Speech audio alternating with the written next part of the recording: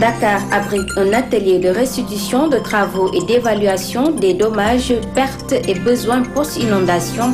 Le rapport effectué par la Banque mondiale sur requête du gouvernement sénégalais a permis aux participants de proposer des recommandations. Merci Al-Haj Moussa Kidira. Dakar a abrité un atelier de restitution des travaux d'évaluation des dommages, pertes et besoins post-inondation 2009. Le rapport établi par la Banque mondiale sur requête de l'État sénégalais a permis aux participants de proposer des recommandations afin de mitiger l'impact d'éventuelles inondations. Ali Salah. La préoccupation majeure du gouvernement demeure le phénomène des inondations qui constitue l'un des fléaux les plus graves au Sénégal. Les récentes enquêtes effectuées révèlent qu'elles ont affecté plus de 600 000 personnes et causé plusieurs dégâts inestimables ces 30 dernières années dans l'ensemble du pays. Sur demande du gouvernement, la mission résidente de la Banque mondiale a évalué les besoins de relèvement et de reconstruction des populations dans les zones de la capitale fortement touchées par la catastrophe.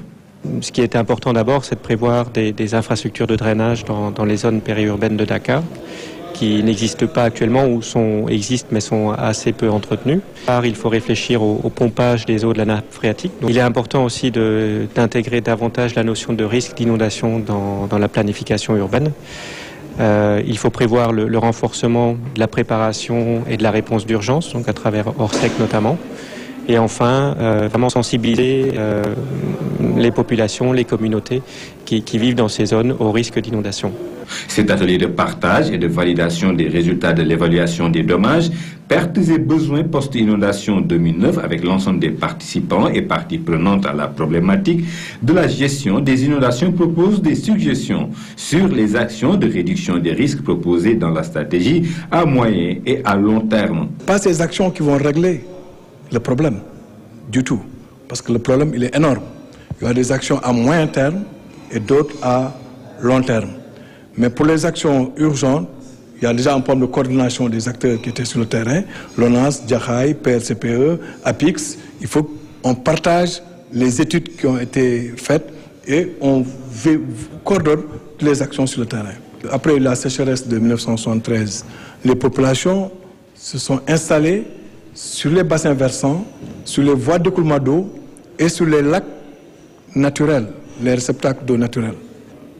Maintenant, il faudrait dans l'urgence déloger ces personnes. Maintenant, d'ici 2010, on va continuer. Celles qui sont beaucoup plus exposées, avec le plan Djahaï, on va continuer à les déloger et les remettre au niveau du site du plan Djahaï.